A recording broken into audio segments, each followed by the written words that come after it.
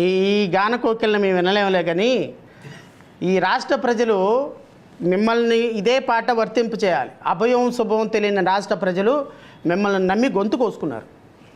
మీ ఎమ్మెల్యేలను నమ్మి గొంతు కోసుకున్నారు. మీ ఎమ్మెల్యేలను నమ్మి గొంతు కోసుకున్నారు సార్. 164 సీట్లు ఇచ్చినటువంటి మీరు ఇలాగ డ్రామా ఆర్టిస్టులు పాటలు పాడతారు, ఆటలాడుకుంటారు, పరిపాలన చేస్తారని మీకు అధికారం ఇస్తే రాష్ట్రాన్ని అగ్నిగుండం చేసి పడేశారు లా అండ్ ఆర్డర్లో. నాకు తెలిసి చరిత్రలో రాష్ట్ర ప్రజలు గమనించాలని కోరుతున్నారు. చరిత్రలో ఆంధ్రప్రదేశ్ రాష్ట్రంలో జరిగినన్ని క్రైమ్స్ 22-23 నెలల్లో ఏ చరిత్రలో ఇంకో రాష్ట్రంలో జరగల. బీహార్ రాష్ట్రాన్ని కూడా, అత్యంత క్రైమ్ ఉన్నటువంటి బీహార్ రాష్ట్రాన్ని కూడా వెనక్కి నెట్టి మన రాష్ట్రం ముందుకెళ్ళిపోయింది. లా అండ్ ఆర్డర్లో there is no law and order in the state. ఇది కంప్లీట్గా రెడ్ బుక్ రాజ్యాంగంతో నడుస్తున్నటువంటి పరిపాలన. ఉమెన్ మిస్సింగ్లు, ఉమెన్ రేపులు, ఉమెన్ మర్డర్లు. ఇంకా ఆశ్చర్యకరమైన విషయం, రాష్ట్రంలో ఎస్సీ ఎస్టీల మీద జరుగుతున్నటువంటి దాడులు ఎంటైర్ ఇండియా హిస్టరీలోనే the highest crime rate registered last 24 మంత్స్లో. ఎస్సీ ఎస్టీల మీద దాడుల్లో, ఎస్సీ ఎస్టీ మీద మర్డర్లో ₹1 పెట్టుబడి లేదు. నేను అడుగుతున్న గౌరవ ముఖ్యమంత్రి గారిని, మీరు 6,40,000 ఉద్యోగాలు కల్పించినటువంటి కల్పనలో ఏ ఒక్క కంపెనీ ఇక్కడికి వచ్చి ఎస్టాబ్లిష్ చేసి ప్రొడక్ట్ స్టార్ట్ చేసిందో చెప్పండి. మీరు కంపెనీయే రాలేదు, బ్రిక్కే వేయలేదు, ఫౌండేషనే వేయలేదు, ఎంఓఈల మీద కంపెనీ ఉంటే ఉద్యోగాలు వచ్చేసినట్టేనా ముఖ్యమంత్రి గారు?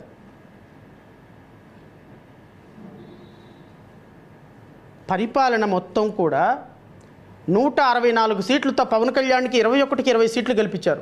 ఆ ఎమ్మెల్యేలు సాయంత్రానికి డబ్బు మూటలు ఎంత వచ్చినాయో దోచుకోవడానికి తప్ప, ఎంత డబ్బులు వచ్చినాయో చూసుకోవడానికి తప్ప, ఎప్పుడైనా అసెంబ్లీకి వస్తే అసెంబ్లీలోకి వచ్చి గౌరవ ముఖ్యమంత్రి ఉప ముఖ్యమంత్రి గారు తప్ప వారి అసెంబ్లీలో వాళ్ళ కాన్స్టిట్యున్సీలో ఏ ఎమ్మెల్యే జనసేన ఎమ్మెల్యే అయినా మాట్లాడారా? ప్రశ్నించడానికి పార్టీ పెట్టిన మీరు ఎవరిని ప్రశ్నిస్తున్నారు? ప్రభుత్వంలో ఉన్నటువంటి మీరు, మీ ఎమ్మెల్యేలు కనీసం కాన్స్టిట్యున్సీలో ప్రజల సమస్యలను కూడా అడ్రస్ చేయకుండా గాలికి వదిలేసి ఇక్కడికి అసెంబ్లీకి వస్తేనేమో ఆటపాటలా, కాన్స్టిట్యున్సీలో ఉంటేనేమో సరదాగా సంతోషంగా డబ్బులు లెక్కేసుకోవటమా? పరిపాలన ఉందా? పరిపాలన గాలికి వదిలేశారా? మీరు ఈరోజు అసెంబ్లీలో చేస్తున్నటువంటి నేను మళ్ళీ చెప్తున్నా, ఆటపాటలకి అసెంబ్లీలో వ్యక్తిగతమైనటువంటి మీ యొక్క ఎంటర్టైన్మెంట్కి నేను వ్యతిరేకం కాదు, మా పార్టీ వ్యతిరేకం కాదు. కానీ రాష్ట్రంలో ఇన్ని సమస్యలు ఉంటే, రాష్ట్ర ప్రజలు ఇన్ని సమస్యలు పడుతుంటే, విద్యార్థులు ఉద్యోగాలు లేక లోకేష్ అన్న ఉద్యోగాలు ఇస్తాడు, ముఖ్యమంత్రి చంద్రబాబు నాయుడు గారు ఉద్యోగాలు ఇస్తారని కడుపులో ఆకలిని రోడ్డు పక్కన ట్యాంకులోకి వెళ్ళి మంచినీళ్ళు తాగి కడుపులో ఆకలిని చంపుకొని చదువుకుంటున్నారు ముఖ్యమంత్రి గారు. ఒక్కసారి హైదరాబాద్ వెళ్ళండి, ఒక్కసారి విశాఖపట్నం వెళ్ళండి, ఒక్కసారి విజయవాడ రండి. కనీసం ట్యూటోరియల్స్లో ట్యూషన్ ఫీజులు కట్టడానికి డబ్బులు లేక ఉద్యోగాలు వస్తాయని నిరుద్యోగులు మీకోసం ప్రతిరోజు ఈ టెంట్ కింద ధర్నా చౌక్ పక్కనే మా ఆఫీసు, ఈ ధర్నా చౌక్లో కొన్ని వేల మంది ఉద్యోగాలు కావాలని కొంతమంది, వచ్చిన ఉద్యోగాల్లో జీతాలు పెంచమని కొంతమంది, రెగ్యులరైజ్ చేయాలని కొంతమంది, వాళ్ళకి టీఎల్ రిలీజ్ చేయాలని కొంతమంది, డిఎల్ రిలీజ్ చేయాలని కొంతమంది, కొన్ని వేల మంది ఎవ్రీ డే ధర్నా చౌక్లో కూర్చొని ఏడుస్తున్న పరిపాలన కనిపించటం లేదా మీకు? విద్యార్థుల శోకాలు కనిపించటం లేదా? విద్యార్థులకి జాబ్ క్యాలెండర్లు ఇవ్వాల్సిన పరిస్థితి మీకు లేదా? ప్రతి సంవత్సరం జనవరి 1వ తారీఖున క్యాలెండర్ ఇస్తానన్న నారా లోకేష్ నీ పెట్టల ధర డైలాగులు, నీ పెట్టల ధర వాగ్దానాలు ఏమైపోయినాయా? ఉత్తర కుమారుడిలాగా పారిపోతున్నావు నువ్వు. ఈ రోజున ఉత్తర కుమార ప్రగల్భాలు పలికిన నారా లోకేష్ నువ్వు ఎలా ముఖ్యమంత్రి అవుతావు? ఈరోజు నిరుద్యోగులకు ఇచ్చినటువంటి సమస్య, నిరుద్యోగులకు ఇచ్చినటువంటి వాగ్దానం, నెలకు 3,000 రూపాయలు వాళ్ళకి బుట్టి ఇస్తానన్నావు, నిరుద్యోగ వృత్తి ఏమైపోయింది? 1,500 రూపాయలు ఆడపిల్లలకి ఇస్తానన్నారు, ఏమైపోయింది? 3 సిలిండర్లు ఇస్తారన్నారు, ఏమైపోయింది? ఉద్యోగాల కల్పన చేయకుండా ఇలాంటి సొల్లు కబుర్లు, సోది కబుర్లు, పోస్కోలు కబుర్లు, సోంబేరి కబుర్లు అసెంబ్లీలో చెప్తారా? అధికారిక లెక్కలేమో 0నా? మీరు ఉద్యోగాల కల్పనేమో 6,78,000. ఎట్లా కంపారిజన్ ముఖ్యమంత్రి గారు? ఆడపిల్లల్ని ఈరోజు ఈ విధంగా ఆడపిల్లలు మిస్ అవుతుంటే, ఆడపిల్లల్ని ట్రేస్ చేసేటువంటి ఒక్క అంశం మీరు పట్టించుకోకపోతుంటే, ఆడపిల్లల తల్లిదండ్రులు ఎవరిని అడగాలండి? వెళ్ళి జగన్మోహన్ రెడ్డిని అడుగుతారా? శ్రవణ్ కుమార్ని అడుగుతారా? మమ్మల్ని ఎందుకు అడుగుతారండి? అడగాల్సింది మిమ్మల్ని. మీరు హోమ్ మినిస్టరు, ముందు ఒక 50 వెహికల్స్, వెనక ఒక 50 వెహికల్స్ పెడుతున్న పవన్ కళ్యాణ్ నిన్ను అడగాలి. 200 మంది సెక్యూరిటీతో వెళ్తున్నటువంటి ముఖ్యమంత్రి చంద్రబాబు నాయుడు గారిని అడగాలి. 400 మంది సెక్యూరిటీతో వెళ్తున్నటువంటి నారా లోకేష్ని అడగాలి. అధికారం మీకు ఇచ్చినప్పుడు మిమ్మల్నే కదా మేము అడగాల్సింది. ప్రజలు ఇంకెవరిని అడగాలి? రోజుకొక ప్రమాదం, రోజుకొక దుర్మార్గం, టెంపుల్స్లో దుర్మార్గం, ఇన్స్టిట్యూషన్స్లో దుర్మార్గం, 100 మంది ప్రాణాలు పోతుంటే ఎవరి ప్రాణాల మీద విలువ లేకుండా, సిగ్గు లేకుండా, ఇంకా పక్కన శవాన్ని పెట్టుకొని ఇక్కడ బిర్యానీ తింటున్నట్టుగా రాష్ట్రంలో ఇన్ని మరణాలు జరుగుతుంటే అసెంబ్లీలో కూర్చొని ఏకలు పక్కపక్కలు ప్రతిపక్ష నాయకుల మీద జోకులు. ఎవరైనా అసెంబ్లీ సాక్షిగా ఒక మాజీ ముఖ్యమంత్రి, నేను మళ్ళీ జగన్మోహన్ రెడ్డి గారిని కూడా చెప్తున్నా, జగన్మోహన్ రెడ్డి గారు కూడా గత ప్రభుత్వంలో ఇలాంటివి చేస్తుంటే ఖండిస్తాం. భవిష్యత్తులో మరలా ముఖ్యమంత్రి అయినా ఇంకొకరు ముఖ్యమంత్రి అయినా గత ప్రభుత్వంలో జరిగిన ప్రజాప్రతినిధుల మీద జోకులు వేసుకొని అసెంబ్లీని అవమానపరచడం ఈజ్ నాట్ లీగల్. దాన్ని ఖచ్చితంగా ఖండించి తీరాల్సిందే. అది మీరైనా ఇంకొక ప్రభుత్వం అయినా. మీరేం చేస్తున్నారు? గత ముఖ్యమంత్రి మీద ఒక ఎమ్మెల్యే జోకులు వేస్తారా? శవం దగ్గరికి వెళ్ళి నవ్వుతారా? ఇమ్మయ్యా, ఎమ్మెల్యేలు, ప్రజాప్రతినిధులు, ఒక ముఖ్యమంత్రి, మాజీ ముఖ్యమంత్రి, ఒక పార్టీ శాసనసభ్యుల్ని గౌరవించుకోవాల్సిన బాధ్యత లేదా?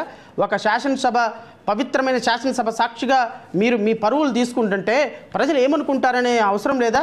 రేపొద్దున మీ ప్రభుత్వం 5 సంవత్సరాల తర్వాత పోతుంది, ఇంకో ప్రభుత్వం వస్తుంది, వాళ్ళు స్కిట్లు వేయలేరా? వాళ్ళు అవమానించలేరా? నీకంటే 100 రెట్లు అవమానించగలిగిన తెలివితేటలు, స్కిల్స్, నాలెడ్జి మా దగ్గర ఉంటాయి. కానీ అది విఘ్నత కాదు సార్. రాజకీయాలంటే ఒక సీరియస్నెస్ ఉండాలి. రాజకీయాలంటే పవన్ కళ్యాణ్ లాగా చేస్తే ఎట్లా రాజకీయాలు? తాత్కాలికంగా ఆయన గెలవచ్చు. రజనీకాంత్ ఒక సినిమాలో అంటాడు, అంటే పూర్తిగా నాకు బాగా గుర్తులేదు కానీ ఒక తాత్పర్యం మాత్రం చెప్తా. చెడ్డవాడు తాత్కాలికంగా ఓడిపోవచ్చు, మంచివాడు తాత్కాలికంగా ఓడిపోవచ్చు, కానీ చివరికి గెలుస్తాడు. చెడ్డవాడు తాత్కాలికంగా గెలవచ్చు, కానీ చివరికి ఓడిపోతాడు. పవన్ కళ్యాణ్ లాంటి ఊసర వెళ్ళి రాజకీయాలు చేసేటువంటి వ్యక్తి తాత్కాలికంగా గెలవచ్చు, బట్ అంతిమ విజయం మాత్రం నిజాయితీగా రాజకీయాల్లో ఉన్నవాళ్ళదే, ప్రజల కోసం ఆలోచించేవాడిదే, తనని నమ్ముకున్నటువంటి వ్యక్తుల కోసం త్యాగం చేసేవాడిదే. అంతేగాని పార్టీలను నమ్ముకునేవాడికి కాదు. ఈరోజు ఒక మాట, రేపు ఒక మాట, ఎల్లుండి ఒక మాట, ఒకరోజు మతం, ఒకరోజు కులం, ఒకరోజు సాంప్రదాయం, ఒకరోజు క్రిస్టియన్, ఒకరోజు ముస్లిము, ఒకరోజు హిందూ, ఇలాగా రోజుకు ఒక మాటలు మాట్లాడి ఈరోజు ఎలా తయారు చేశారంటే రాష్ట్రంలో హిందువులు, రాష్ట్రంలో క్రిస్టియన్లు అంటే బైబిల్ పట్టుకున్నాడు అంటే వాడు ఒక పాపాత్ముడు, బైబిల్ పట్టుకున్నాడు అంటే వాడు ఒక మనిషి కాదు, బైబిల్ పట్టుకుంటే వాడు బతకటానికి అవకాశం లేదు అన్న స్థాయికి ముఖ్యమంత్రి క్రిస్టియన్స్ని, ముస్లింస్ని తీసుకొచ్చారు. నువ్వు ఒక క్రిస్టియన్వి, నువ్వు స్పీకర్గా కూర్చున్నావు. అచ్చెన్నాయుడు గారు ఏం మాట్లాడుతున్నారు సార్ మీరు? ఈ దేశానికి మిసైల్ అందించినటువంటి అబ్దుల్ కలాం ఎవరు సార్? ఈ దేశానికి ఎంతో గొప్ప సేవ చేసినటువంటి అజరుద్దీన్ ఎవరు సార్? ముస్లిమ్స్ కదా. క్రిస్టియన్ ఏంటి, ముస్లిం ఏంటి, నువ్వు స్పీకర్గా కూర్చున్నావు ఏంటా మాట? ఈ దేశానికి రాష్ట్రపతి చేసింది ఒక ముస్లిం సార్. ఈ దేశంలో 140 కోట్ల మందిలో ముస్లిమ్స్ వేరు, క్రిస్టియన్స్ వేరు కాదు సార్. పేరు పెట్టుకున్నంత మాత్రాన క్రిస్టియన్ అయిపోతే మీరు క్రిస్టియన్ కాబట్టి తిరుమల మీద చర్చ చేయకూడదు అంటే మరి డాక్టర్ అబ్దుల్ కలాం తయారు చేసినటువంటి అణుబాంబుని దేశంలో ఉన్నటువంటి మిగతా 130 కోట్ల మంది వాడకూడదు కదా. కడుపుకి అన్నం కదా తినేది, శుద్ధిగా ఉంచుకోవాలి. కొద్దిగా మన పెనాయిల్ వేసుకొని కడుక్కున్న, యాసిడ్ వేసి కడుక్కున్న ఆ నోటి కంపు పోగొడని విధంగా మాట్లాడుతుంటే మీరు అసెంబ్లీలో సిగ్గేస్తుంది, బాధేస్తుంది, కోపం వస్తుంది. ఏం చేయాలో అర్థం కాక మా ఆక్రోశాన్ని, మా కోపాన్ని, మా తపనని ప్రజల ముందు ఇదిగో ఈ ప్రెస్ మీట్ల రూపంలో వెళ్ళగక్కుతున్నాం. కానీ ప్రజలు గుర్తుపెట్టుకుంటారు. మేము మర్చిపోయినా, మీరు మర్చిపోయినా ప్రజలు మర్చిపోరు. అచ్చెన్నాయుడు గారు, రఘురామకృష్ణరాజు గారు, మీరు క్రిస్టియన్స్ మీద, మీ ప్రభుత్వం క్రిస్టియన్స్ మీద, ముస్లిమ్స్ మీద కక్కుతున్న విషయానికి పవన్ కళ్యాణ్ మత ఘర్షణలు రేపే విషయంలో ముస్లిమ్స్ని క్రిస్టియన్స్ని ఎలా విలన్లు చేసి తిరుమల లడ్డూలో విలన్లు ఎలా చేసి వారిని సెకండ్ గ్రేడ్ పీపుల్గా వారిని ఈ దేశంతో వ్యక్తులుగా సంబంధం లేని వ్యక్తులుగా వారిని వాళ్ళ మత సాంప్రదాయాలని విమర్శిస్తున్నటువంటి విధానం ప్రతి ఒక్క ముస్లిం క్రిస్టియన్ గుర్తుపెట్టుకుంటారు సార్. ఎందుకు అంటే ఈ దేశంలో ముస్లిమ్స్ మీకుంటాయేమో, ప్రజలకి హిందూ ముస్లిమ్స్ క్రిస్టియన్ అనే తారతమ్యం లేదు, మీకున్నాయి కాబట్టి మీరు విభజిస్తున్నారు, పరిపాలిస్తున్నారు. కానీ ప్రజలకు అదేం లేదు. రేపు ఓటు వేసేటప్పుడు మీ ఈవీఎంల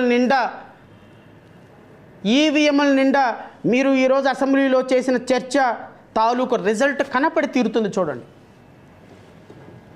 మీరు ప్రతి మాటకి యూ విల్ పే ఇన్ 2029. మీరు మీ ప్రభుత్వం ముఖ్యమంత్రితో సహా కాబోయే ముఖ్యమంత్రితో సహా పే చేసి తీరుతారు. కావాలంటే రాసి పెట్టుకోండి. 29వ తారీఖు 2029వ సంవత్సరంలో జూన్ ఏ రోజైతే రిజల్ట్ అనౌన్స్ అవుతుందో ఆ రోజు నేను మళ్ళీ ప్రెస్ మీట్ పెడతా. ఇదే డైలాగులు నేను ఆ రోజు చెప్తా. 2026 మార్చి 9 ఈరోజు 8 మార్చి 7వ తారీఖున జడా శ్రవణ్ కుమార్ చెప్పిన ప్రతి మాట, జేపీపీ పార్టీగా అధ్యక్షుడిగా జడా శ్రవణ్ కుమార్ చెప్పిన ప్రతి మాట 2029 జూన్లో మళ్ళీ నేను వీడియో వేసి చూపించి మరీ మాట్లాడతా. ఆ రోజున మీరు ఎక్కడ కూర్చొని టీవీలు చూస్తారో తెలుసా? ఒకళ్ళేమో సింగపూర్లో కూర్చొని, ఇంకొకళ్ళేమో ఆస్ట్రేలియాలో కూర్చొని, ఇంకొకళ్ళేమో తమకిష్టమైనటువంటి దావోస్లో కూర్చొని, ఈ 3 ఏరియాలో కూర్చొని మీరు టీవీలు చూస్తారు. ఆ రోజు వచ్చి తీరుతుంది. నేను ఇదే ప్రెస్ మీట్లో మీకు మళ్ళీ ఇంకొకసారి రిమైండ్ చేస్తా. రాష్ట్ర ప్రజలు మీరు చెప్పే అబద్ధాలను మోసపోయి మీకు ఓట్లేస్తారు అనుకోవటం పిచ్చి పొరపాటు. ఇప్పటికే విసిగిపోయారు రాష్ట్ర ప్రజలు. ఇప్పటికే ఒక పూట తింటే రెండో పూట ఉంటుందా లేదా తెలియని పరిస్థితుల్లోకి రాష్ట్ర ప్రజలు వచ్చేసారు. మీ పరిపాలన యావగింపు వచ్చేసి మీ అబద్ధపు పరిపాలన మీద ప్రజలు మొక్క మీద ఉమ్మేస్తున్నారు. విద్యార్థులు ఉమ్మేస్తున్నారు, మహిళలు ఉమ్మేస్తున్నారు, పారిశ్రామికవేత్తలు ఉమ్మేస్తున్నారు, బిజినెస్ మ్యాన్లు ఉమ్మేస్తున్నారు, ఎంప్లాయీస్ ఉమ్మేస్తున్నారు, పోలీసులు ఉమ్మేస్తున్నారు, టీచర్లు ఉమ్మేస్తున్నారు. మీరు ఇలాంటి దుర్మార్గపు ప్రభుత్వాన్ని తీసుకొచ్చి పెట్టుకున్నందుకు ఇంకా దురదృష్టం ఏంటి అంటే పవన్ కళ్యాణ్ జనసేన పార్టీ కార్యకర్తలే పవన్ కళ్యాణ్ చూసి ఇలాంటి వ్యక్తిగా మనం ఓటేసింది అని సిగ్గుమాలిన ఇట్లాంటి ప్రభుత్వాన్ని తిట్టుకుంటున్నారు. నేను చివరిగా ఇంకొక మాట చెప్తా. బిఆర్ నాయుడు అనేటువంటి ఒక కళంకిత టీటీడీ చైర్మన్ పదవి తొలగించకుండా మీ ప్రభుత్వం కేవలం టీవీ5 చైర్మన్ కాబట్టి, మీడియా అధిపతి కాబట్టి అతన్ని మోస్తుంది అనే ఒక ఇంప్రెషన్ ప్రజల్లోకి వచ్చేసింది. దీని మీద ఎవ్రీడే డిబేట్లు పెట్టే సాంబశివరావు మూర్తి పారిపోయారు. దీని మీద డిబేట్లు పెట్టడంలా. ఎందుకు అంటే ఆత్మీయంగా ఆలింగనం చేసుకున్న వీడియో తప్పుగా చేసినట్ట. ఆత్మీయంగా ఆలింగనం చేసుకుంటే ఆమె నా సిస్టర్ అని ప్రకటించమనవయ్యా. బిఆర్ నాయుడిని ప్రకటించమను, నా సిస్టర్తో సమానం ఆవిడని ప్రకటించమను. నేను ఛాలెంజ్ చేస్తున్నా. ఇంకొకసారి మాట్లాడం సిస్టర్ అని ప్రకటించమను. ఆత్మీయంగా ఆలింగనం చేసుకుంటే అంట పాపం అంతా తప్పు పట్టారంట. సిగ్గుండాలి టీవీ5 మూర్తికి. అతన్ని తొలగించకపోతే టీటీడీ చైర్మన్గా ఎవ్రీ మినిట్ ఆయన మీద వచ్చే ట్రోల్స్కి తిరుమల వెంకటేశ్వర స్వామి అప్రతిష్ట పాలవుతారు. రేపొద్దున ఆయన టీటీడీ చైర్మన్ హోదాలో ఎవరికి పట్టు వస్త్రాలు సమర్పించినా పైన ఒక మీము, కింద ఒక మీము వస్తుంది. ఆయన పైన పట్టు వస్త్రాలు తీసుకెళ్తున్నట్టు మీము వస్తుంది, కిందేమో ఆయన వీడియో వస్తుంది. దీనికి తర్వాత మీరు బాధ్యతగా వహించాలి కదా. ప్రభుత్వం ఆపలేరు కదా సోషల్ మీడియాని. ఆయన రేపొద్దున వెంకటేశ్వర స్వామి పక్కన కూర్చొని ఎవరైనా రిసీవ్ చేసుకుంటే పైన ఒక మేము, కింద ఒక మేము వస్తుంది. సోషల్ మీడియాని మీరు ఆపలేరు. ప్రతిష్ట అప్రతిష్ట పాలు అయిపోయారు. అది బిఆర్ నాయుడు వీడియో అని ఆయనే ఒప్పుకున్నాడు. అక్కడక్కడ ఎడిటింగ్ జరిగింది, పూర్తి వీడియోని ఒప్పుకున్నాడు. అయినా దాంట్లో తప్పు లేదు, అది నా పర్సనల్ వ్యక్తిగత జీవితం అన్నాడు. అయినప్పటికీ కూడా మీరు ఆయన్ని కొనసాగించేటువంటి ఒక పాలసీ డెసిషన్ తీసుకుంటే యావత్ శ్రీ వెంకటేశ్వర స్వామి భక్తులకి మీరు క్షమాపణ చెప్పాల్సిందే. భవిష్యత్తులో ఆయన తొలగించకపోతే మీ మీద జరిగే అనర్థానికి, వెంకటేశ్వర స్వామికి జరిగే అనర్థానికి మీరు బాధ్యత వహించాల్సి వస్తుంది. కాబట్టి దయచేసి ఏదో ప్రభుత్వాన్ని మోసాడు కదా అని ఆయన్ని కంటిన్యూ చేస్తే మేమైతే ఊరుకోం కదా. మా పార్టీ అయితే ఊరుకోదు. మా పార్టీ దీని మీద ఒక రౌండ్ టేబుల్ పెడుతుంది. మా పార్టీ దీని మీద ఖచ్చితంగా హైకోర్టుకు వెళ్తుంది. మా పార్టీ ఖచ్చితంగా దీని మీద ఒక చర్చ పెడుతుంది. ఇది ప్రతిరోజు మీడియాలో మాట్లాడతాం. ఎట్టి పరిస్థితుల్లో వెంకటేశ్వర స్వామి అప్రతిష్ఠకు జరిగితే, తిరుమల వెంకటేశ్వర స్వామి అప్రతిష్ఠ జరిగితే ఒప్పుకునే ప్రసక్తి లేదు. BR9ని అక్కడ కొనసాగించాల్సినటువంటి అర్హత లేదు. ఆయన్ని ఎట్టి పరిస్థితుల్లో అక్కడి నుంచి తొలగించాల్సిందే. దాని మీద జ్యుడిషియల్ ఎంక్వైరీ వేయాల్సిందే. తాత్కాలికంగానే ఆయన్ని గనక అక్కడ పక్కన పెట్టకపోతే జరిగే పరిణామాలకి, జరిగే చెడు ప్రచారానికి గౌరవ ముఖ్యమంత్రి గారు, ఉప ముఖ్యమంత్రి గారు బాధ్యత వహించాల్సి వస్తుంది. సో రాష్ట్ర ప్రజలందరూ కూడా గమనించమని వేడుకుంటూ మీడియా సోదరులకి మరొక్కసారి కృతజ్ఞతలు తెలియజేసుకుంటూ జై హింద్.